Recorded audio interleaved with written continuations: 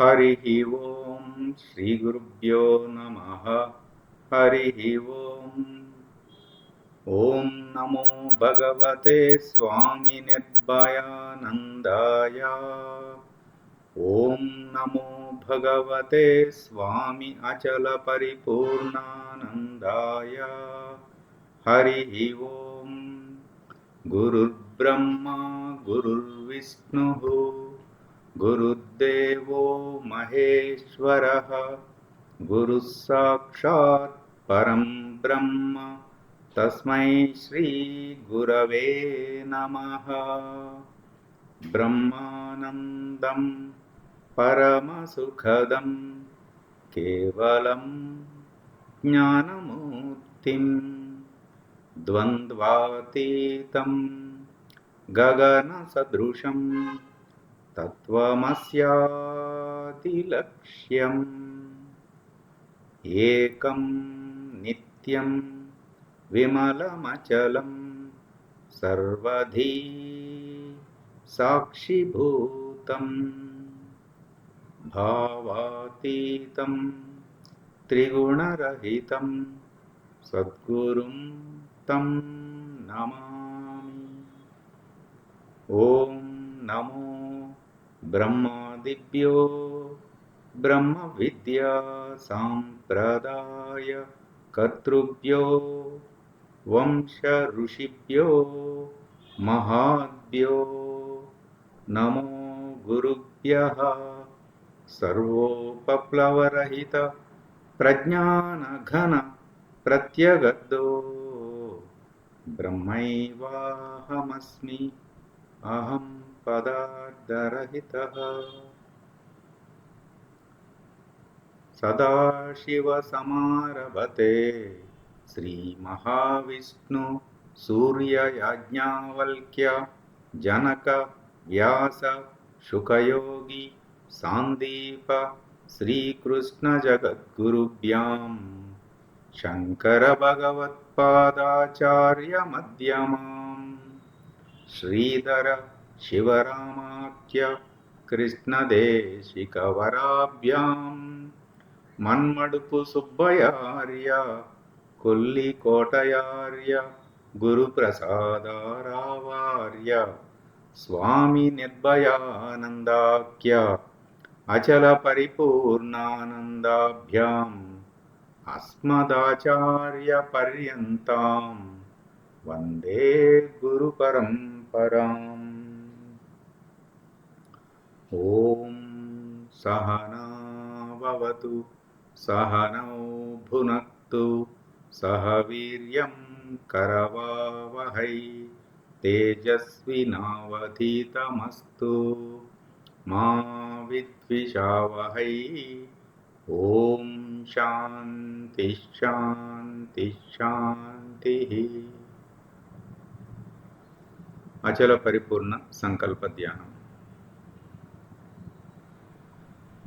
पूर्वमेव निरालम्बम् आग्नेयं च निर्गुणं तदा दक्षिणे नित्यशुद्धं चैव नैऋत्यो निरुपद्रवम् पश्चिमे निष्कलं चैव वायुवे च निरञ्जनम् उत्तरे च निराकाशो ईशान्यो निर्मलो भवेत् ऊर्ध्वश्च निराकारतः अधश्च निर्विकारतः अन्तर्बहिश्च सर्वत्र अचलोऽयं सनातनः। ॐ निर्भयानन्दाय विद्महे अचलपरिपूर्णाय धीमहि तन्नो परात्पर प्रचोदयात्। ॐ साईश्वराय विद्महे सत्यदेवाय धीमहि तन्नः सर्वः प्रचोदयात्। ॐ तत्पुरुषाय विद्महे महादेवाय धीमहि तन्नो रुद्रः प्रचोदयात्।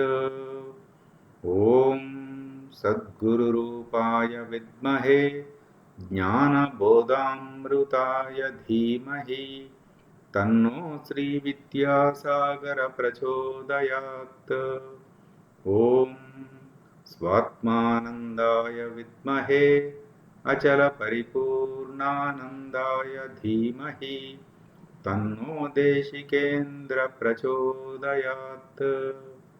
हरिः ओं श्रीगुरुभ्यो नमः। हरिः ओं।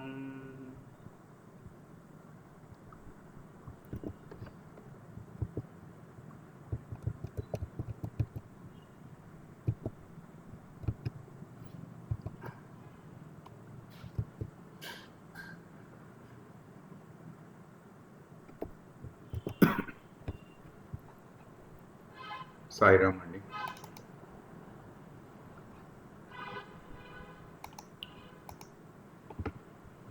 మనము మొదటి శ్లోకంలో సగం చెప్పుకున్నాము గడిచిన 2 సెషన్స్లో. ఈరోజు మిగతా సగం శ్లోకము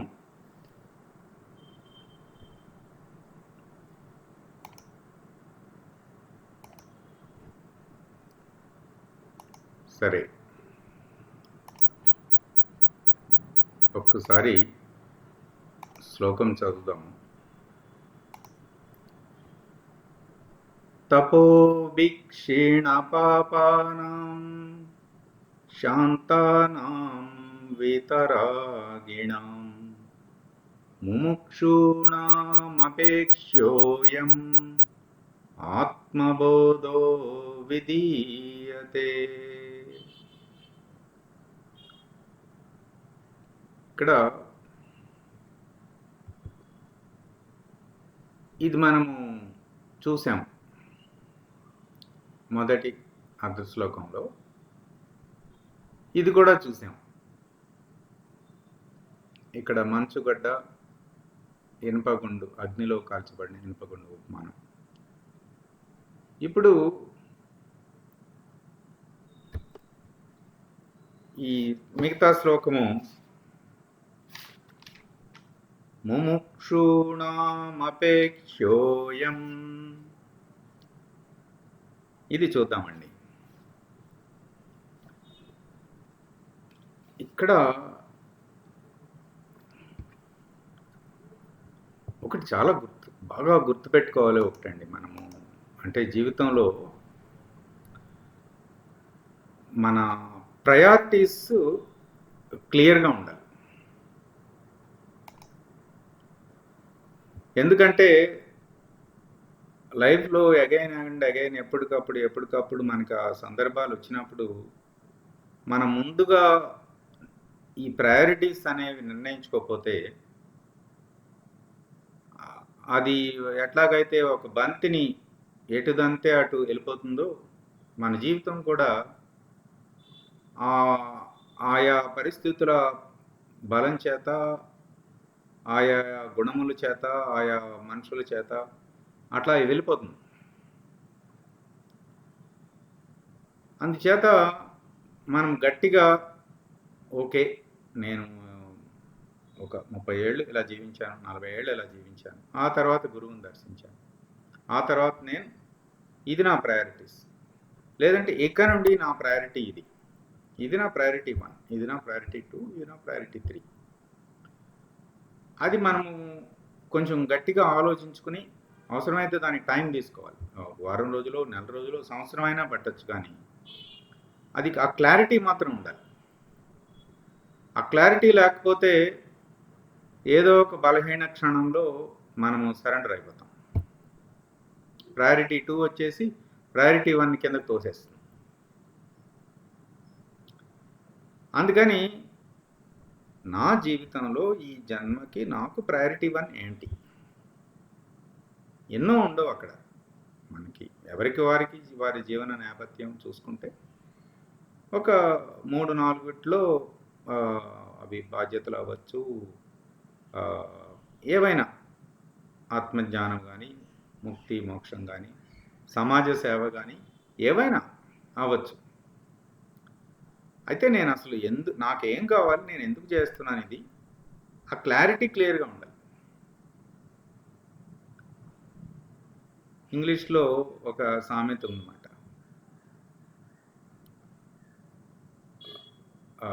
దాని అర్థం ఏమిటంటే, నిచ్చెన పైకి ఎక్కబోయే ముందే పైన ఏముందో తెలుసుకోవాలని. ఇంత కష్టపడి నిచ్చెన ఎక్కుతాం కదా, కానీ ఎందుకు నిచ్చెన ఎక్కామనేది తెలుసుకోవాలి. ఎందుకంటే టైం అనేది ఒకసారి గడిస్తే మళ్ళీ రాదు. నిచ్చెన మళ్ళీ కిందకి దిగడం కుదరదు, ఆ పైన ఇంకో నిచ్చెన ఎక్కడమే. మరి అదేదో ముందే చేసేయచ్చు కదా. ఇప్పుడు 50 ఏళ్ళు 60 ఏళ్ళు ఇంత టైం అయ్యాక తీసుకోవాల్సిన నిర్ణయం, అరే ఈ విషయం నాకు అప్పుడు తెలీదు ఆ వయసులో, సరే అయిపోయింది, అది అయిపోయింది. ఇప్పుడుకైనా నా ప్రయారిటీ 1 ఏంటి, నా ప్రయారిటీ 2 ఏంటి, నా ప్రయారిటీ 3 ఏంటి, వెరీ క్లియర్. ఏమాత్రం అందులో కన్ఫ్యూజన్ ఏమి ఉండకూడదు, క్లియర్గా ఉండాలి. చాలా చాలా ఇంపార్టెంట్. దీనికి మనం స్వాధ్యాయం చేసుకోవాలి, కొంత సమయం తీసుకోవాలి. ఎందుకంటే ప్రయారిటీలు ఇవన్నీ కూడా అపేక్షలే కదా. ఇక్కడ మొదటి శ్లోకము నిజానికి చెప్తే అసలు ఈ ఒక్క శ్లోకమే సరిపోతుంది. అసలు ప్రాణం లాంటి శ్లోకం మాట ఈ మొదటి శ్లోకము. ఆత్మబోధకే ప్రాణం లాంటి శ్లోకం. ఏమంటున్నారు? ముముక్షాణమపేక్ష్యోయం, నాకు ప్రయారిటీ ముక్తి పదం, ముక్తి మోక్షమే నాకు ప్రయారిటీ 1. మిగతావి సామాన్యం, లేవని కాదు, సామాన్యం. అంటే నా ముక్తి మోక్షం అనే నా మొదటి ప్రయారిటీని ఇబ్బంది పెట్టినంత వరకు ప్రయారిటీ 2ని ప్రయారిటీ 3ని ఆమోదిస్తాను నేను, ఏమీ ఇబ్బంది లేదు. అయితే ఎప్పుడైతే ఈ ప్రయారిటీ 1ని అది ఇబ్బంది వచ్చిందో అప్పుడు నేను ప్రయారిటీ 1కే నేను ఓటేస్తాను. ఇది ఒక సంకల్పం. ఎందుకంటే ఇప్పుడు మనము ఎంతో తపస్సు చేత, ఆ పాపములు క్షీణించటం చేత, ఆ రాగద్వేషాలనే రగిలిపోవటం శాంతం చెందటం చేత మనుష్యత్వం, ముముక్షత్వం, మహాపురుష సంశ్రయం ఈ జన్మలో లభించింది కదా. ఇప్పుడు మళ్ళీ పక్కకు తిరిగి చూసామనుకోండి, అది స్వయంకృతాపరాధమా? చెప్పండి, ఎవరైనా చెప్పండి. 3 ఇచ్చేశాడు. ఏంటమ్మా? స్వయంకృతాపరాధమే.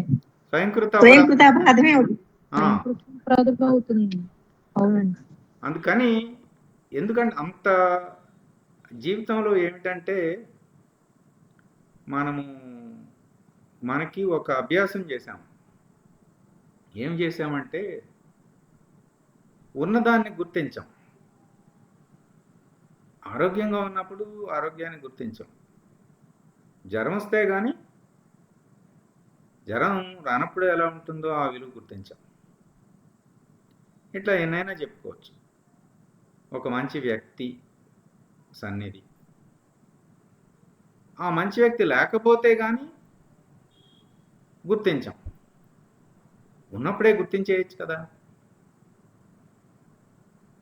అంటే ఇంగ్లీష్లో man recognises absence but not presence అంటారు.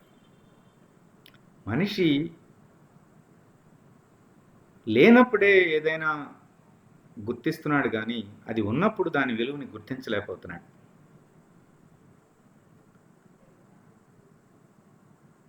అందుచేత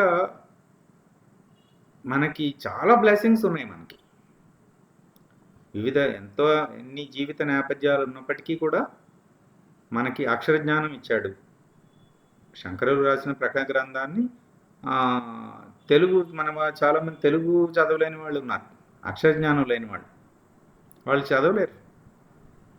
అట్లాగే కేవలము పొట్ట నింపుకోవటానికి రోజంతా 12 గంటలు 13 గంటలు శ్రమ పడాల్సిన వాళ్ళు ఉన్నారు. మరి పాపం వారు చదవలేరు కదా. అంటే చదవగలరు, అక్షర జ్ఞానం ఉంది, కానీ సమయాన్ని స్పెండ్ చేయలేరు. సమయము ఇచ్చాడు, అక్షర జ్ఞానం ఇచ్చాడు. అంచేత మనము మన కౌంట్ యువర్ బ్లెస్సింగ్స్ అంటే మనకి ఎన్ని ప్రకృతి మాత మనకు అనుగ్రహించిందో వీటిని చూసుకోవాలి. అంతేగాని ఏమి ఇవ్వలేదో చూసుకోకూడదు, ఉన్నవి గుర్తించాలి. మనం బాగా అంటే 2 రకాలుగా చెప్పుకోవచ్చు అన్నమాట. ఉన్న ప్రకృతి మాత మనకు అనుగ్రహించిన ఉన్నవి గుర్తించి ఉపయోగించుకోవాలి. అవి లేని రోజునే నేను గుర్తిస్తాను అంటే మనం చేతులు కాలేక ఆకులు కాలేక, సామెత ఏమిటండి అది? చేతులు కాలేక చాలా జాగ్రత్తగా ఉండాలి. ఎందుకంటే ఇప్పటికే మనకి చాలా లేట్ అయిపోయింది. నాకు 54 ఇయర్స్, చాలా లేట్ అయిపోయింది. ఇంకొక 4-5 ఇయర్స్ బాగా కెపాసిటీస్ అన్నీ డిసలరేట్ అవుతూ ఉంటాయి. చాలా జాగ్రత్తగా క్షణక్షణం ఉపయోగించుకోవాలి. అందుకని ఇక్కడ మనం బాగా పట్టుకోవాల్సింది ఏంటంటే 68 శ్లోకాల్లో మొట్టమొదటి శ్లోకంలో ఎందుకు వేశారంటే, ఇది మనం సంకల్పం చేసుకుంటున్నాం, మనకు మనం చెప్పుకుంటున్నాం, నాకు ఇదొక్కటే అపేక్ష, ముముక్షత్వం అనే ఒక్కటే, ఇదే నాకు అపేక్ష, ముక్తి మోక్షమే నా అపేక్ష. ఇది చూడండి గురువుగారు ఏం చెప్పారు. గురువుగారి మాటల్లో ఈ జన్మలోనే ముక్తి పొందాలని ప్రతి శ్వాస అంటే ఎప్పుడు, ఎందుకంటే ఎప్పుడు శ్వాసిస్తాం కదా. ప్రతి ఆలోచన వచ్చిన ప్రతిసారి అంటే చూసుకోవాలి. ఏదన్నా పని చేస్తుంటే ఇది నాకు ముక్తి మోక్షానికి ఉపయోగపడుతుందా, అయితే చేద్దాం. ఏదైనా ఆలోచన చేస్తే ఇది ముక్తి మోక్షానికి ఉపయోగపడుతుందా, అయితే ఆలోచిద్దాం. లేదంటే ఆలోచన కూడా టైం స్పెండ్ చేయొద్దు, వద్దు. ఏదైనా ఒక మాట మాట్లాడాలి, ఈ మాట మాట్లాడితే నాకు ముక్తి మోక్షానికి ఉపయోగపడుతుందా అంటే త్రికరణములను ప్రతి శ్వాసలోనూ ఇది ముక్తి పదం వైపు నడిపిస్తుందా లేదా అని చూసుకోవాలన్నమాట. ఆ చూసుకోవటంలోనే మనకి స్వాధ్యాయం జరిగిపోతుంది. అది కూడా సాధనే, అట్లా చూసుకోవటం అంత తేలిక కాదండి. అది ఇదంతా మనం అభ్యాసం చేయాలి. మనం ఇప్పుడు మనం మననం చేసుకుంటున్నాం కదండి. మనం మిగతా రోజంతా ఉంటుంది కదా, అక్కడ ఇదంతా తరచి చూసుకోవాలి. అప్పుడే ఈ విచారణ సాధన అవుతుంది. అప్పుడు అట్లా తీవ్ర మోక్షేచ్ఛ అంటే రామకృష్ణులు అంటారన్నమాట. జాలరి వలేసినప్పుడు కొన్ని చేపలు చాలా అలర్ట్గా ఉంటాయి. అది ఎప్పుడైతే ఆ వల పడిందో వెంటనే చాలా షార్ప్గా ఉండి గబుక్కున విడిపోయి వెళ్ళిపోతాయి, వెంటనే గుర్తుపట్టేస్తాయి. కొన్ని మందంగా ఉంటాయి, కొద్దిగా బంధంలో చిక్కుకున్నాక స్ట్రగుల్ పడి వెళ్తాయి. ఇంకొన్నేమో అసలు జాలరి వేసాడు అలా అన్న సోయి కూడా ఉండదు, అట్లా పడి అలా ఉంటాయి. మందం అంటే బద్ధం మాట, బద్ధ ముముక్షు అంటే మనము ఎట్లాంటి ముముక్షువో చూసుకోవాలి. అంటే మనం ఆలయాలకు వెళ్తున్నాము, వ్రతాలు చేస్తున్నాము, పండుగలు జరుపుకుంటున్నాము, ప్రసాదాలు నైవేద్యం ఈశ్వరుడికి అర్పించి మనకి ప్రసాదంగా స్వీకరిస్తున్నాము, పండగ జరిగిపోయింది అనుకుంటున్నాము. అంతేనా? అయిపోయిందా? సరిపోతుందా? ఇదే నా గురువుగారు మనకు చెప్పింది. ఇంకా ఏమైనా చేయాలా? అట్లా ఎప్పటికప్పుడు ఈరోజు 24 గంటలు గడిచింది. 24 గంటలు నా త్రికరణములతో నేను ఎట్లా వేసాను అడుగు ముందుకి? నాకు ఉపయోగపడిందా? ఏం మార్పులు చేసుకోవాలి? ఇవాళ పలానా పలానా ఆలోచనలు నా అనవసరం కదా, అనవసరంగా వాటి గురించి ఆలోచించాను కదా, ఆ మాటలు నేను అనవసరంగా అనకుండా ఉండవలసింది కదా, అది నా ముక్తి పదం వైపు నడిపించలేదు కదా ఆ మాటలు, ఇక నుండి ఎప్పుడు నేను అలా చేయకూడదు. ఇట్లా ఎప్పటికప్పుడు తరచి చూసుకుంటూ ఉండాలి. అది సాధన. ఇలా తెలుసుకోవటమేమో అవగాహన అన్నమాట. మన ఆ జీవితంలో అట్లా అభ్యాసం చేయటము, మార్చుకోవటము, అటు తిప్పుకోవటము, అది సాధన అవుతుంది, ఆచరణ అవుతుంది. ఇట్లా గురువుగారు 7 మెట్లలో చెప్పారన్నమాట. అవగాహన, ఆచరణ, విచారణ, సాధన, ఆ తర్వాత అనుభూతి, అనుభవం, నిర్ణయం, అధిగమనం. 7 స్టెప్లో, అంటే ఈ 7 స్టెప్పులు ఆత్మనిష్ఠకి 7 స్టెప్పులు ఉంటాయి, బ్రహ్మనిష్ఠకి 7 స్టెప్పులు ఉంటాయి, పరబ్రహ్మ నిర్ణయానికి 7 స్టెప్పులు ఉంటాయి. అంటే 21 స్టెప్స్ నిచ్చెన ఎక్కుతున్నాం మనం.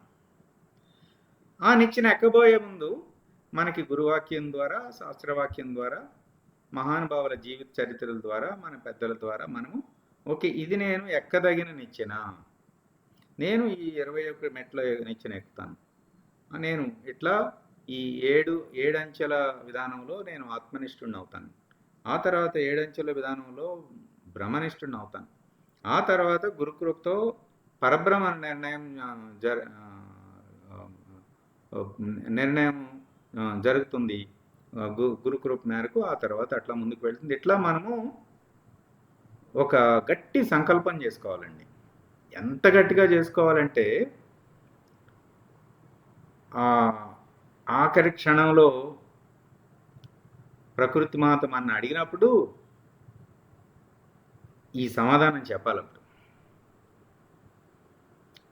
ఇదంత ఆధ్యాత్మికత అంత తేలిక కాదండి, చాలా కష్టం. అయితే ఇట్లా గట్టిగా సంకల్పం చేసుకున్నాం అనుకోండి, చాలా తేలిక. చేసేసాము నిర్ణయం, అప్పుడు కొత్తగా ఏమీ చేయాల్సిన పని లేదు. ఇది నా జీవితం, ఇది నా లక్ష్యం, ఇది నాకు మళ్ళీ ఇంకా ఉపాధి ఏం అక్కర్లేదు, అట్లా చెప్పేయగలగలమాట. ఇక ముముక్షూణామపేక్షోయం, కానీ మరి వేరే అపేక్షలు వస్తే ఏం చేయాలి? అపేక్షకి విరుగుడు ఉపేక్ష. మనం ఇందాక చెప్పుకున్నాం కదా, కిందటి అర్ధ శ్లోకంలో ఏం చెప్పుకున్నాం? కొన్నిటినేమో కాల్ చేసాయి జ్ఞానంతో, అంటే విచారణతో. ఇంకొన్ని ఏం చేస్తాము? చలబరిచేస్తాం. అంటే అది మనం వాడకపోతే అది ఉడికిపోతుంది అన్నమాట. సో ఉపేక్షించాలి. ఉపేక్ష, ఏదైనా అపేక్ష వచ్చినప్పుడు ఉపేక్ష, ఉపేక్ష, ఉపేక్షించు. ఏమైంది, తొందర ఏముంది ఇప్పుడు అంతా, తర్వాత చేద్దాంలే, లేదంటే వాయిదా వేయటం. అంటే మంచి పనులకేమో అప్పటికప్పుడు చేసేయాలి. మన ముక్తి పదానికి అడ్డం వచ్చే పనులు అది ముందొచ్చి నుంచుందనుకోండి, ఇప్పుడు ఇది అంత అర్జెంట్, అప్పుడు ఇది నా ముక్తి పదానికి కాదు కదా, లేదంటే అసలు వద్దనే చేయటం, లేదంటే తర్వాత చూద్దాం లేవయ్యా దీని సంగతి అంటే కాస్త ఉపేక్షించుదాం, తర్వాత జరగాల్సిన, ప్రస్తుతానికైతే వాళ్ళ అంత అర్జెంట్ కాదు కదా. ఇట్లా ఉపేక్ష మనకు ఉపయోగపడుతుంది, అపేక్షకి విరుగుడుగా.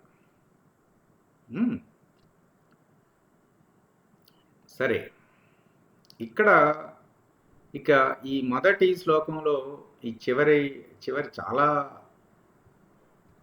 చాలా చెప్పారండి.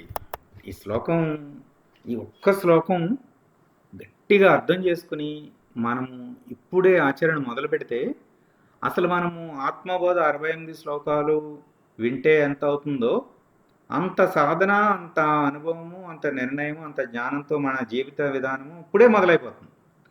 మనం ఇది 2 సంవత్సరాలు చదివే, సంవత్సరంన్నర 2 సంవత్సరాలు చదివి అప్పుడు మొదలు పెట్టం కాదు. ఈ ఒక్క శ్లోకంతోనే మన జీవన విధానము టర్న్ తిరిగిపోతుంది. ఎంత చక్కగా చెప్పారంటే, ముముక్షూణామపేక్ష్యోయం ఆత్మబోధో విధీయతే. ఈ ఆత్మబోధ ఎవరికి విధించబడినది అంటే, ఆత్మబోధ అంటే జ్ఞానమే కదా. ఈ ఐహికము, ఆ పారమార్థికము, ఈ 2 అపేక్షలు నాకు వద్దనేవాడికి. అంటే కనపడే ప్రపంచము ఐహిక జ్ఞానం, మన ఈ పొట్టకుట్టి విద్యలు, భుక్తి కొరకు విద్యలు, అలాగే ఎంటర్టైన్మెంట్ కోసం విద్యలు, ఇవన్నీ కూడా అసలు కనపడేవన్నీ ఐహికమే. కనపడనివంటే లోకాలు,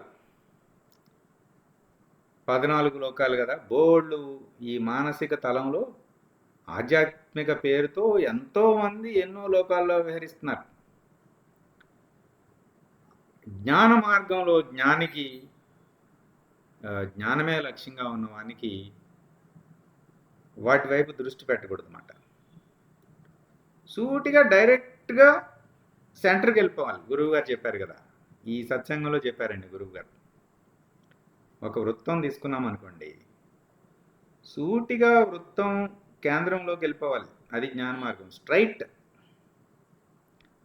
మళ్ళీ ఆ లోకానికి వెళ్తాను, ఈ లోకానికి వెళ్తాను, అక్కడ చూస్తానంటే ఈ ఒక్కసారి ఈ ఈ మహత్తులు, మాయలు, మంత్రాలు, మిరకిల్స్, వీటి వైపు ఆకర్షితమయ్యామా, ఇక ఆ దేహం, ఈ దేహం జ్ఞానానికి పనికిరాదు.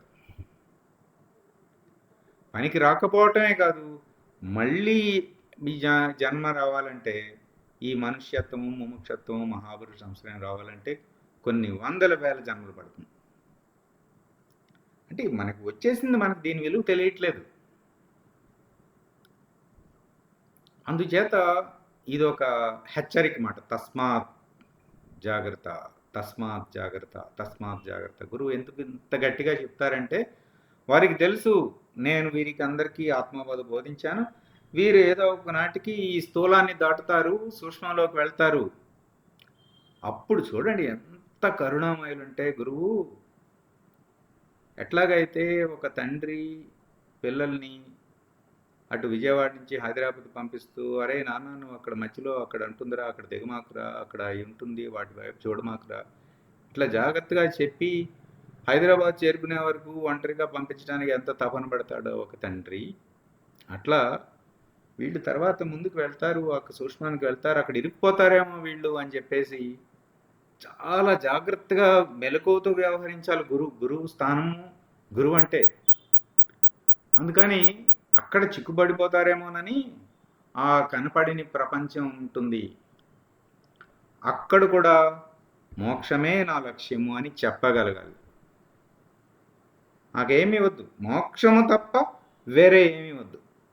ఇది ఎంత తేలికంటే, నాకు ఇది కావాలి, ఇది కావాలి, ఇది కావాలంటే మరి అవి గుర్తుపెట్టుకోవాలి, అది అవునో అది కాదు చూసుకోవాలి, అదంతా కదా.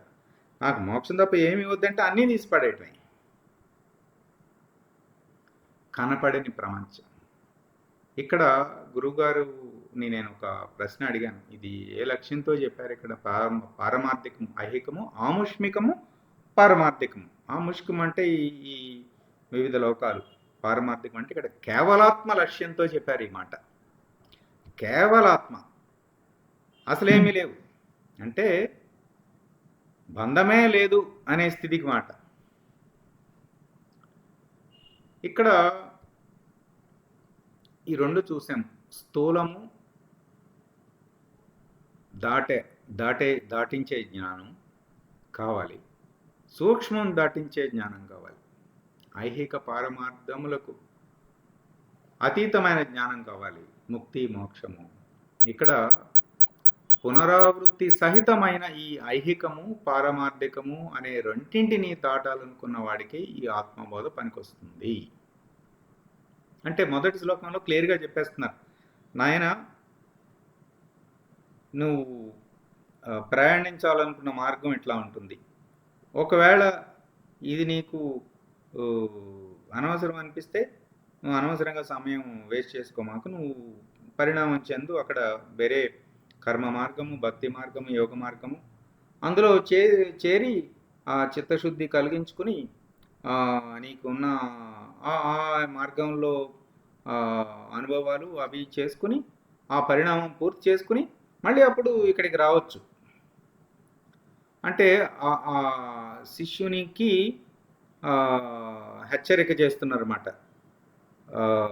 ఆ శిష్యుని ఎట్లా ఉంది పరిణామము, అతని అపేక్షలు ఎట్లా ఉన్నాయి అన్నీ చూసుకుని నీ అపేక్ష పునరావృత్తి రహితమైతే అప్పుడే ఈ ఆత్మబోధ. లేదంటే మిగతా మెహర్ బాబా అంటారు కదా, ఆకులు, చెట్లు, రాళ్ళు వాటికి కూడా పరిణామం జరుగుతుంది. అట్లాగే మిగతా మార్గాలు కూడా ఉన్నాయి, అవి కూడా మంచివే మార్గాలు. ఆయా మనుషులు ఎన్ని మనుషులు ఎన్ని మతములు అన్ని మార్గములు అని చెప్పి అన్నారు రామకృష్ణులు. అంటే ఎంతమంది మనుషులు ఉంటే అన్ని మతాలు అన్ని మార్గాలు. అంచేత మనము బాగా గుర్తుపెట్టుకోవాలండి, మనము వెళ్ళి ప్రపంచాన్ని ఏమీ ఉద్ధరించక్కర్లేదు. మనం గురువు గారి మాట మీద విశ్వాసం ఉంచి ఆ మాటని మనము నిత్య జీవితంలో ఆచరించి మనము మారి మరొకరికి సహాయం చేస్తే మన జన్మ సాఫల్యమే. అంచేత క్లియర్గా పునరావృత్తి రహితమైన అపేక్ష కలిగినటువంటి వారికి మాత్రమే ఈ ఆత్మబోధ. ముముక్షాణామపేక్ష్యోయం ఆత్మబోధో విధీయతే. అయితే ఇక్కడ ముందటి వాక్యంలో మనము ఏమి నేర్చుకున్నామండి, అక్కడ ఈ రాగద్వేషాలు పరిగెత్తిస్తాయన్నమాట. ఇక్కడ చాలా నేను చెప్పా కదా, ప్రాణాన్ని పట్టుకోవాలి, ఎప్పుడు ప్రాణప్రదమైన మాటలు పట్టుకోవాలని. ఇక్కడ ఒక ప్రాణప్రదమైన మాట, ఇది ఉన్నది ఇది ఉన్నది ఇది ఉన్నది అంటూ ఇంగిత జ్ఞానము పరిగెత్తిస్తుంది. అంటే రెండు రకాల జ్ఞానాలు ఉన్నాయన్నమాట. ఈ పొట్టకుట్టు విద్యలు ఇవన్నీ ఉన్నాయి కదా, ఇవి కూడా విద్యలే, ఇది కూడా జ్ఞానమే. అంతా సృష్టి అంతా జ్ఞానమే. అసలు మనము చెప్పుకోవడానికి ప్రకృతి అని పురుషుడు అని అంటాము, కానీ ఉన్నదంతా పురుషుడే, జ్ఞానమే, కేవలం జ్ఞానమూర్తిం, అంతా జ్ఞానమే. అందుచేత అది చెప్పుకోవడానికి ఏదో ప్రకృతి మాత, జగన్మాత, జగదీశ్వరుడు అని అంటున్నాము, కానీ ప్రకృతిలో ఉన్నది కూడా జ్ఞానమే. శివశక్తులు ఒక్కటే. సరే, ఇక్కడ అయితే ఈ ప్రకృతి ఇక్కడ ఇంగిత జ్ఞానంలో అదేం చేస్తుందంటే, ఇక్కడ చూసాం కదా, రాగద్వేషాలు, పరుగులాట పెనుగులాట, ఆ ఇంద్రియములు ఇంద్రియార్థముల వెంబడి పరిగెత్తటం. ఆ పరిగెత్తేటప్పుడు ఏమైనా అడ్డొచ్చిందనుకోండి, పెనుగులాట.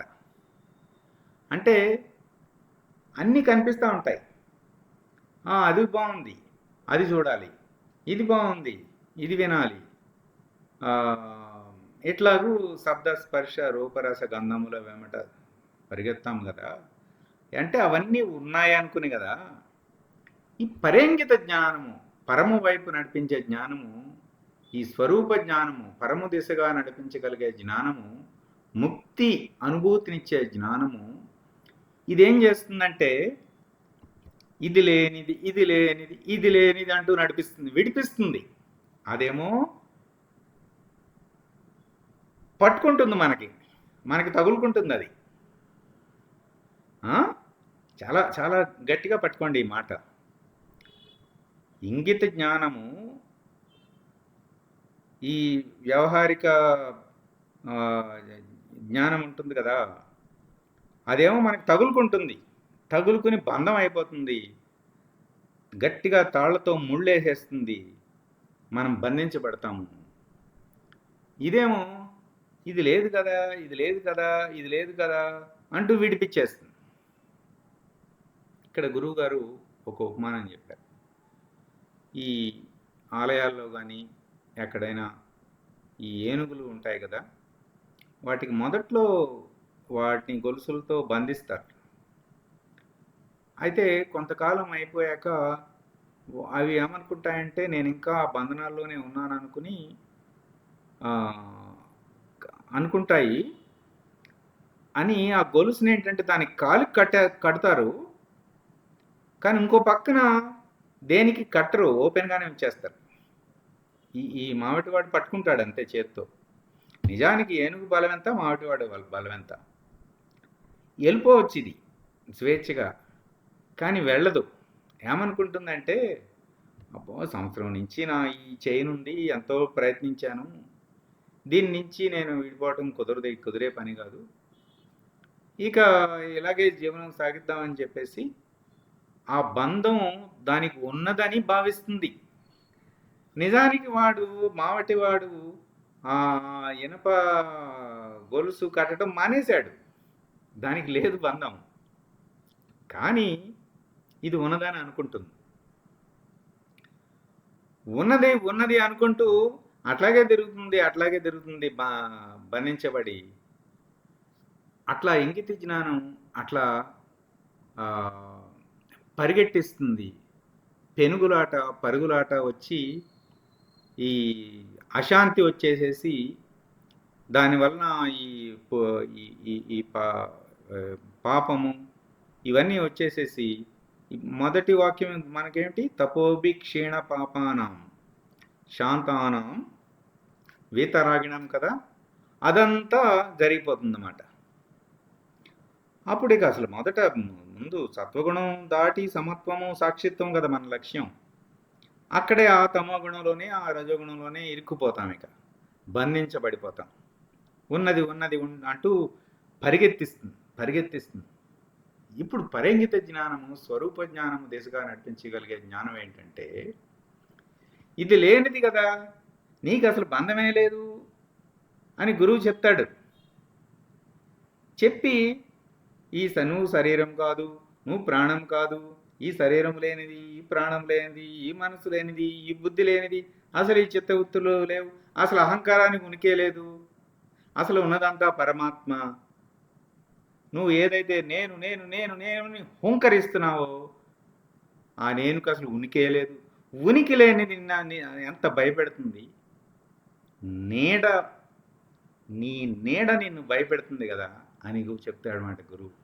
ఎందుకు అంత భయం? మనం నిజానికి చూస్తే ప్రతి సంవత్సరము కోవిడ్-19 వలన ఎంతమంది చనిపోయారో అంతమంది మనుషులు సూయిసైడ్స్ ఆత్మహత్యతో చనిపోతున్నారు మన భారతదేశంలో. అంటే భయము. చూడండి ఆ పరిస్థితులు. అంటే జ్ఞానం లేకపోతే అంటే తన నీడను చూసి తనే భయపడి పరిగెత్తి పరుగులాడి అది ఎంతటి స్థితికి తీసుకెళ్ళిపోతుందంటే, అసలు ఈ శరీరాన్ని లేకుండా చూస్తే ఈ సమస్యలకి పరిష్కారం వచ్చేస్తుంది, దీన్ని తీసేద్దాం అనేంతవరకు తీసుకెళ్ళిపోతుంది. పరంగిత జ్ఞానము స్వరూప జ్ఞానము ఇది లేని ఒక్కొక్కటి విడిపించేసి చక్కగా హృదయ స్థానమును చేర్చి జ్ఞాతగా నిలబెడుతుందన్నమాట. ఇది లేనిది అనగానే దాని చేత ప్రభావితం కావు. ఇది చాలా ముఖ్యం అండి, చాలా ముఖ్యం ఇది. ఇక్కడ నేను ఒక ప్రశ్న అడుగుతానండి. ఈ మనసు మనని ఇంత పరిగెత్తిస్తుంది కదా, ఇంత భయపెట్టిస్తుంది కదా, అసలు దీనికి అంత శక్తి ఎక్కడి నుంచి వచ్చిందండి? చెప్పండి ఎవరైనా. దానికి అంత బలం మనమే ఎక్కడి నుంచి ఇస్తేనే వచ్చింది? మనమే ఇస్తున్నాం దానికి. దానికి రాజ్యాధికారం కట్టబెట్టామంటారు గురువు గారు. ఇంకెవరైనా చెప్తారా మనం ఇస్తున్నాం. ఈ హరి మాట? ఓం అండి. ఆ, అంటే హరి ఓం అంటే అది ఆత్మకి అతి దగ్గర వస్తువు కదండి. ఉమ్, కాబట్టి ఆత్మయందు వ్యక్తమైన శక్తి తను తీసేసుకుంటుంది కదండి. అంటే ఈ- పరమాత్మ వ్యక్తం కాదు, పరమాత్మ అలా ఉంటారు, అది దగ్గరగా ఉన్నది తానే, కాబట్టి తనకు కూడా అంతే శక్తి ఉంటుంది అనేది. అసలు అది ఉందా అది అది అది అసలు ప్రతిబింబం లేదు. కదా. మనసుకు ఉన్నది బాగా ఏం- భావన ఉండదని భావన హరి ఓం అండి. దృఢంగా నేను ఉంది. ఉన్నాను అని జగద్భ్రాంతిలో అలా ఉన్నంతసేపు ఉంది స్వామి, అది ఆ. పరమాత్మ భావంలో లేదు. ఇప్పుడు మనం మాట్లాడేటప్పుడు జగద్భ్రాంతిలో కరెక్ట్గా చెప్పారు. మనం జ్ఞాన మార్గంలో ప్రయాణిస్తున్నాం, మనం ఆత్మబోధ అధ్యయనం చేస్తున్నాం. మనం అంటే మన అభ్యాసాన్ని, మన మాటలను మాట్లాడేటప్పుడు మనము అది అసలు లేదుగా. మనసు అంటే ఏంటి? ఒక ఆలోచన వస్తుందండి, అది అట్లంట ఇట్లంట ఇట్లా ఒక ఒక ఒక పువ్వుని చూడాలండి, చామంతి పువ్వుని చూడాలి. చామంతి పువ్వు కనిపించింది ఎదురుగా, చామంతి పువ్వుని చూడాలి. చూడగలుగుతున్నామా? ఇదంతా తాజాగా ఉన్నట్లేదు ఈ చామంతి పువ్వు. మా హైదరాబాద్లో అయితే అక్కడ ఎర్రగడ్డలో మంచి పొద్దునే తీసుకొస్తారు, మంచి ఫ్రెష్గా ఉంటాయి. ఇది అంత అంటే కంపారిజన్ అనమాట, సాపేక్షంగా. ఆ తర్వాత బాగున్న రేట్ ఎక్కువ అండి. చూడండి, ఒక పువ్వుని పువ్వులాగా చూడగలుగుతున్నామా మనం? అంటే మన దృష్టి కళ్ళెదురుగా ఉన్న దాన్ని యథాతథంగా గ్రహింపలేకున్నాం మనం. ఈ ఆలోచనలు అనేది వచ్చేసి మన సాపేక్షం వైపు తీసుకుపోతుంది. చూడండి, ఏదైనా ప్లేస్ ఇప్పుడు ఏదైనా ప్లేస్ చూసినా, ఏదైనా పదార్థము రుచి చూసినా వెంటనే అది ఇంకో చోట కంపేర్ తీసుకొచ్చేస్తుంది. అదైతే అలా ఉంటుంది, ఇదైతే ఇలా ఉంటుంది. ఎదురుగా ఉన్నదాన్ని ఉన్నట్లుగా గ్రహించవచ్చు కదా. మళ్ళీ మనసు గాడిని తీసుకొచ్చేసి దానికి ఆలోచనలు చేసి అటు చేసి ఇటు చేసి, ముందు ఎదురుగా ఉన్నదాన్ని గ్రహించు, నీ ఎదురుగా ఉన్నదాన్ని. ఇది ఎలాగంటే, ఇప్పుడు ఒక నదిలో నీళ్లు వెళ్తున్నాయండి.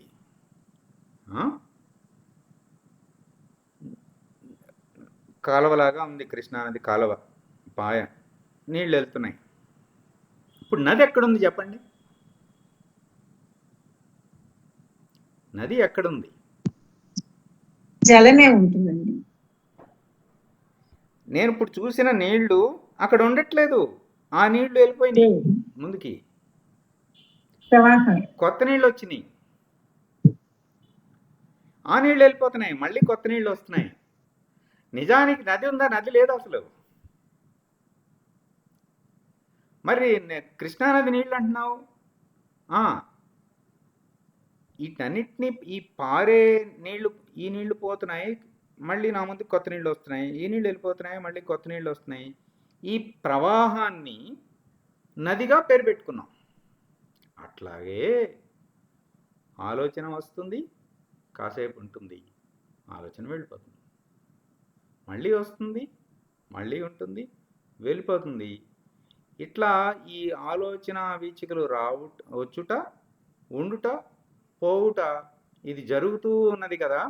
దీనికి మనసు అని ఒక పేరు పెట్టాం.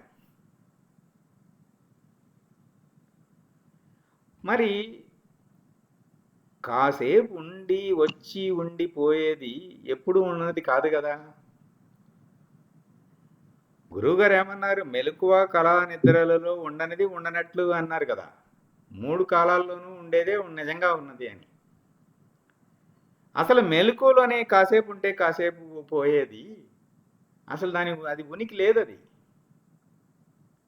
అందుకే ఉపేక్ష ఉపేక్ష అంటే చాలా వరకు మనకి జీవితంలో ఈ ఉపేక్ష అని పెట్టుకుంటే అవి మళ్ళీ రావు. అసలు అవి మనం దాన్ని తగిలించుకుని మనం కొట్టుకుంటున్నాం తప్ప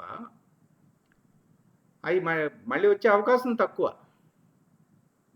కాస్త ఓకే అన్నాడు, వాడు ఏదో అన్నాడు, కాస్త ఉపేక్షించు, వాడే వచ్చి నీకు సారీ చెప్తాడులే. లేదంటే వాడు తెలుసుకోకపోతే నేను వాడిని క్షమిస్తాను, లేదంటే మళ్ళీ వాడు నా జీవితంలో తారసపడే క్షణం కూడా రాకపోవచ్చు కదా. ఎందుకు గబగబ స్పందించటం? ఉపేక్ష ఉపేక్ష. అట్లా ఈ ఈ ఈ మనసుకు అంత బలం ఎక్కడి నుంచి వచ్చిందంటే ఆత్మ అనంతము కదా, ఆత్మ సముద్రం, అనంత శక్తి అనంతముగా ఉన్నది. అనంతముగా ఉన్న శక్తి నిజానికి మనసు లేనిది. అనంతముగా ఉన్న ఆత్మశక్తి మనం అయి ఉండగా, అది మన స్వరూపము, అది అయి ఉండగా ఈ మనసు అనేది మన నీడగా వచ్చిపోతుంది కదా. దాన్ని చూసి భయపడుతున్నాం, నీడను చూసి, మన నీడను చూసి మనం భయపడిపోతున్నాం. మనము మహారాజులాగా సింహాసనం మీద కూర్చోవలసింది ఈ శరీర ప్రాణ మనోబుద్ధుల్ని మన స్వరూప జ్ఞానం లక్ష్యంగా మనం ఉపయోగించుకోవాలి, వీటిని పనిముట్లుగా. ఏదైనా ప్రయాణం చేయాలండి, బెంగళూరు వెళ్ళాలి, టికెట్ బుక్ చేసుకోవాలి, మనసును ఉపయోగించుకుందాము. టికెట్ బుక్ చేసుకుంటాము, డబ్బులు పే చేస్తాము, టికెట్ పెట్టుకుంటాము.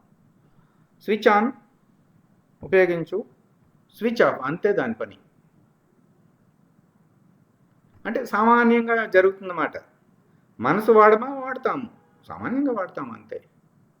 అంతేగాని అది మనని పరుగులెత్తించేంత, పెనుగులాట చేసేంత దానికి ఇవ్వకూడదు. అసలు జీవితంలో మన ఆలోచనలు కానీ, మాటలు కానీ, చేతలు కానీ నిన్ను కదిలించనంత వరకు, నీ ఆత్మస్థితి నుంచి ఒక అంగుళం కూడా నువ్వు పక్కకు రానివ్వనంత వరకే దానికి అనుమతించు అని చెప్పారు గురువుగారు. అంతే. పక్కకి వచ్చేది ఉందా, అనుమతించకు. వీలైతే నో అని చెప్పేసాయి. లేదు వీలు కాదు, ఉపేక్షించు తర్వాత అని చెప్పు. లేదంటే దాన్ని చల్లబరచు, లేదంటే కాల్ చేసేయి. చూడండి ఈ ఈ శ్లోకంలో ఎంత ఉంది. తపోభిక్షీణ పాపానాం శాంతానాం వితరాగిణాం. అంటే మనము వల్లె వేస్తున్నప్పుడు మనము ఇలా హమ్ చేసుకుంటూ పాడుకుంటాం కదా, మనం ఆత్మబోధ 68 శ్లోకాలు. ఈ వాక్యం చదవగానే మనకి వెంటనే టప ఆహా రాగద్వేషాలు వస్తే మనకి ప్రశాంతత పోతుంది. ప్రశాంతత పోతే అడుగు ముందుకు పడదు. నేనేం చేయాలి? వెంటనే అగ్నిలో మండుతున్న ఇనపగుండు ఉపమానం చెప్పారు గురువు గారు. ఇంకా ఏం చెప్పారు? ఐసు గడ్డ ఉపమానం చెప్పారు. ఎలా చేయాలి? నేను ఈ అజ్ఞానం మొత్తాన్ని నా జ్ఞానాగ్నితో నేను అంటే జ్ఞానాగ్ని అంటే విడమర్చి చెప్పి ఇది కాదనేయటం, ఇది లేదనేయటం. అట్లా ఇవన్నీ మన మనసులో మెదలాలి, అప్పుడే మనకు ఉపయోగం. లేదంటే మనం ఒక్కొక్క శ్లోకం చదువుకుంటాం, రెండో శ్లోకంకి వెళ్ళేసరికి ఒక్కొక్క శ్లోకం మర్చిపోతాము, ఏం ఉపయోగపడదు. తపోభిక్షీణ పాపానాం. ఎంతో తపస్సు చేస్తే మనకు లభించింది శరీరం. మానవ శరీరము, మానవ దేహము, ఈ ముముక్షత్వము, మహాపురుష సంశ్రయం ఎంతో తపస్సు చేస్తే వచ్చింది మనకి. మన పాపాలన్నీ ప్రక్షాళనం అయితే కానీ, క్షీణించితే కానీ రాలేదు. ఆ తపస్సు చేత అంత ఉపయోగం ఈ శరీరం లభించింది కదా. మళ్ళీ కొత్తవి రాగద్వేషాలు చేయకూడదు కదా. ఇక నా లక్ష్యం ముముక్షత్వమే. ముముక్షాణమపేక్షోయం ఆత్మబోధో విధీయతే. అంత చక్కగా చెప్పారండి ఇందులో. ఇంగిత జ్ఞానము బంధం అనగా అవగాహన ఇచ్చేది. షట్ప్రమాణాలలో మొదటి 2 ప్రమాణాలు ఇంగిత జ్ఞానమే. అట్లాగే వేదాంతంలో ప్రమాణాలు ఉన్నాయన్నమాట. అంటే నీకు ప్రత్యక్షంగా కనపడేది, కనపడినదేమో పరోక్షం. ఆ పరోక్షము, దానికి తర్వాత అపరోక్షము. ఇట్లా అనుమానము, ఉపలబ్ధి, ఇట్లా కొన్ని 6 రకాలుగా విచారణ జరుగుతుందన్నమాట. వాటిలో ఈ ఇంగిత జ్ఞానం మొదటి 2 ప్రమాణాలు ఇంగిత జ్ఞానం. అంటే ఇదేంటంటే అది ఉంది ఇది ఉంది అని గుర్తిస్తూ ఉంటుందన్నమాట. గుర్తించామా ఇక తగులుకుంటుంది.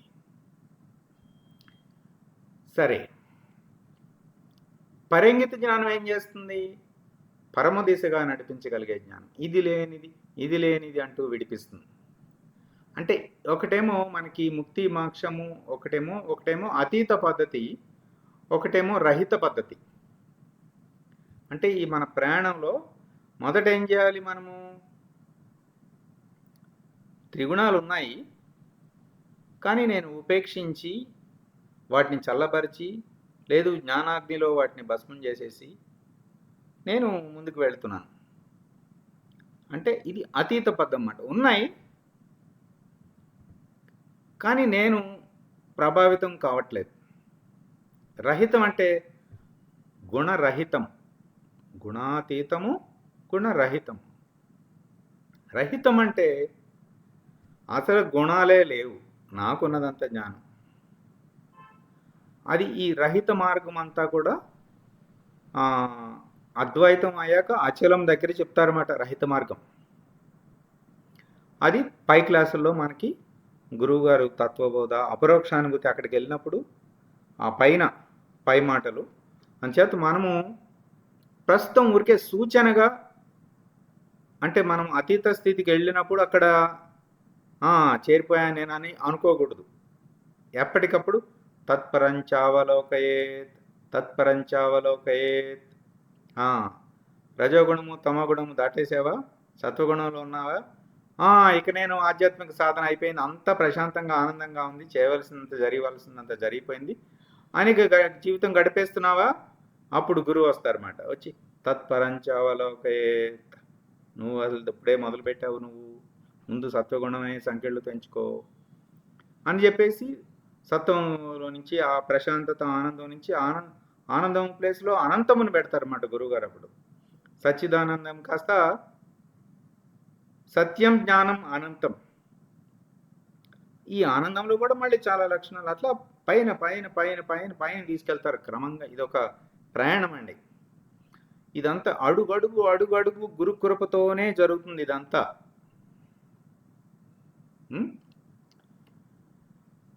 ఇంకా 5 మినిట్సే ఉన్నది మనకి. అందుచేత ఈ తర్వాత శ్లోకము చాలా చక్కగా చెప్పారు గురువుగారు. అసలు ఎట్లా ఈ త్రిశక్తులు ఎట్లా పనిచేస్తాయి, మనకి ఈ త్రిశక్తులకు మధ్యలో అడ్డం వచ్చేది ఏంటి, అది చాలా చక్కగా ఇది మొదటి శ్లోకానికి కంక్లూడింగ్ అన్నమాట. ఈ గురువాక్యం 4వ గురువాక్యము. ఇది మనము రేపు ప్రస్తావించుకుందాము. ఈరోజు ఏమైనా మనము ప్రశ్నలు కానీ ఇప్పటి వరకు మాట్లాడుకున్న దాని మీద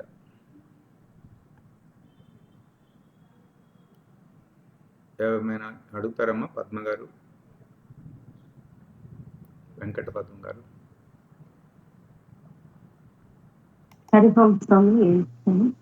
ఏమైనా ప్రశ్నలు ఉన్నాయా ఇప్పుడు వరకు చెప్పుకున్న దాని మీద? నేను ఇప్పుడు ఇందాక 10 నిమిషాల ముందే జాయిన్ అయ్యాను స్వామి. లేదు ఇందాక మీకు చెప్పాను కదా, నాకు రాలేదని ఇంకొకళ్ళు అడిగేలాగా జాయిన్. మీకు అర్థమైన జ్ఞానం, పరంగిత జ్ఞానం రాసుకున్నాను స్వామి. ఆ 2 పాయింట్లే నేను విన్నాను నేను వచ్చినప్పుడు. ఇంగిత జ్ఞానం అంటే పట్టుకొని లాగేస్తుంది ప్రపంచం లేపని రాసుకున్నాను. అందుకే రికార్డింగ్స్ చేస్తున్నాను.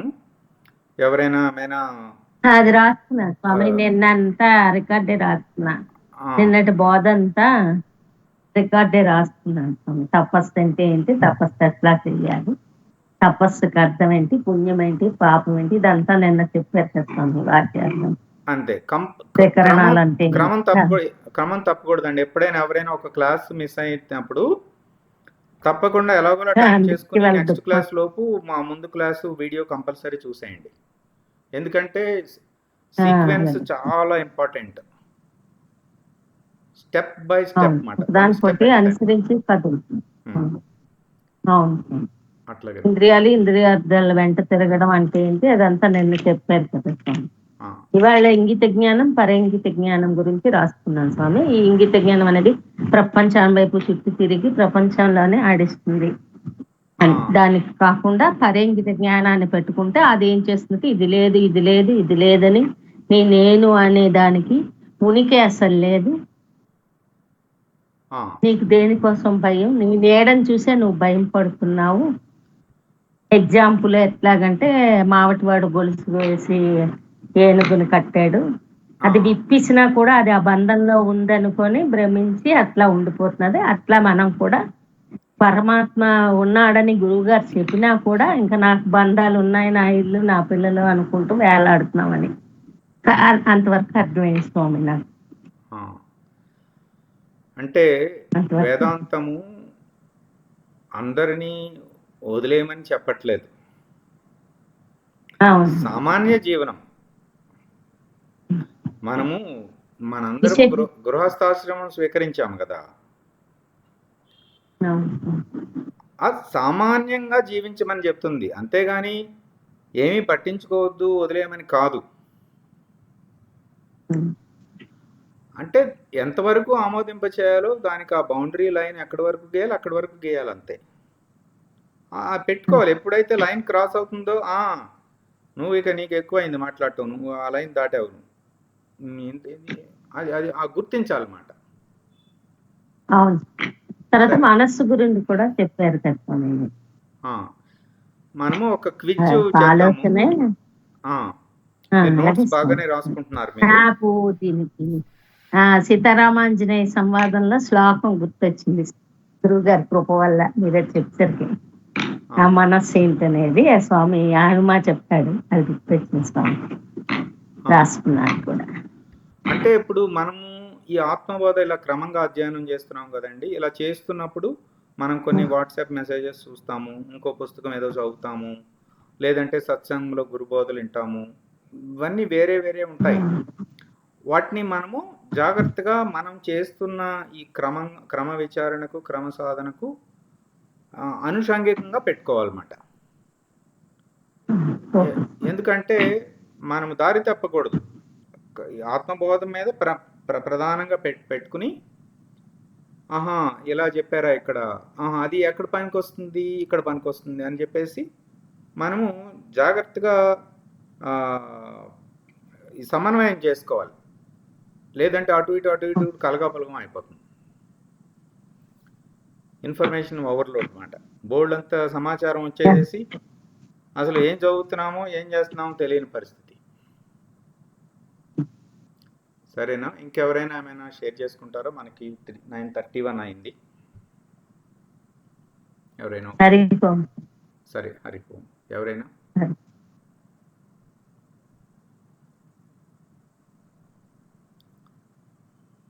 సరే, అయితే పూర్ణమంత్రము రేపు ఈ మిగతా గురువాక్యం ఈ శ్లోకంలో ఈ శ్లోకాన్ని బాగా రిపీట్ చేస్తూ మనకి అది మననం అంటే ఏంటంటే అది కంటిన్యూస్గా రికార్డు ప్లే అవుతూ ఉండాలి. ప్లే అవుతూ ఉన్నప్పుడు ఏంటంటే ఆ సందర్భం వస్తుంది, ఆయా పరిస్థితి, ఆ సందర్భం వచ్చినప్పుడు ఇది మనము ఆచరించాలి. ఆచరించినప్పుడు అనుభవం వస్తుంది, అనుభవంలోంచి నిర్ణయం వస్తుంది. ఇట్లా ఆధ్యాత్మికత, మన నిత్య జీవితం రెండు పట్టాల్లాగా నడుస్తూ ఉండాలి. అంతేగాని నేనేదో నా జీవనం ఒక రకంగా చేసేస్తాను, ఏదో ఒక ఆలయానికి వెళ్తాను, మందిరానికి వెళ్తాను, అక్కడ నేను చేసేసుకుంటాను, అది వేరే ఇది వేరే అన్నట్టుగా ఉండకూడదు. రెండు నడవాలి, ఒకే పద్ధతిలో నడవాలి. అప్పుడు అదే నిజమైన ఆధ్యాత్మికత. అంతేగాని ఆ గుళ్ళో ఉన్న కాసేపు నేను సాక్షాత్తు రాముణ్ణి, ఇక్కడికి వచ్చాక ఇవన్నీ వ్యవహారంలో ఇవన్నీ కుదరవు, ఇవన్నీ వట్టి మాటలు, ఇవన్నీ అన్నీ కుదురుతాయి. సామాన్యంగా చేస్తే అన్నీ కుదురుతాయి, విశేషంగా చేస్తేనే కుదరవు. ఒకవేళ ఏదైనా కుదరని పక్షంలో మనం ఈ సత్సంగంలో మనం చర్చించుకోవచ్చు. ఇలా నాకు ఈ పరిస్థితి వచ్చింది, ఎట్లా దాన్ని హ్యాండిల్ చేయాలి అటువంటి పరిస్థితిని అని మనం ఎవరైనా చెప్తే మనం చర్చించుకోవచ్చు. అప్పుడు ఆ వ్యవహారాన్ని కూడా మనకు సాధనగా ఉపయోగించుకోవచ్చు మనం. సరేనా? ఇక పూర్ణమంత్రము.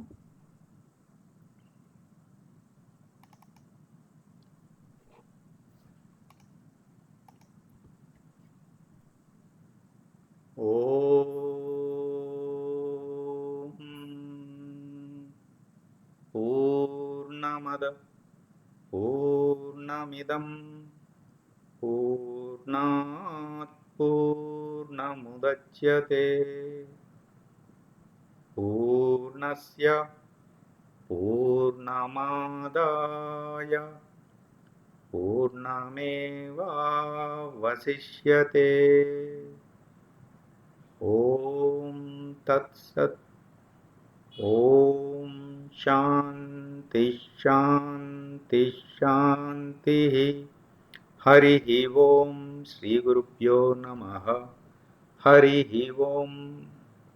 సాయిరామ్.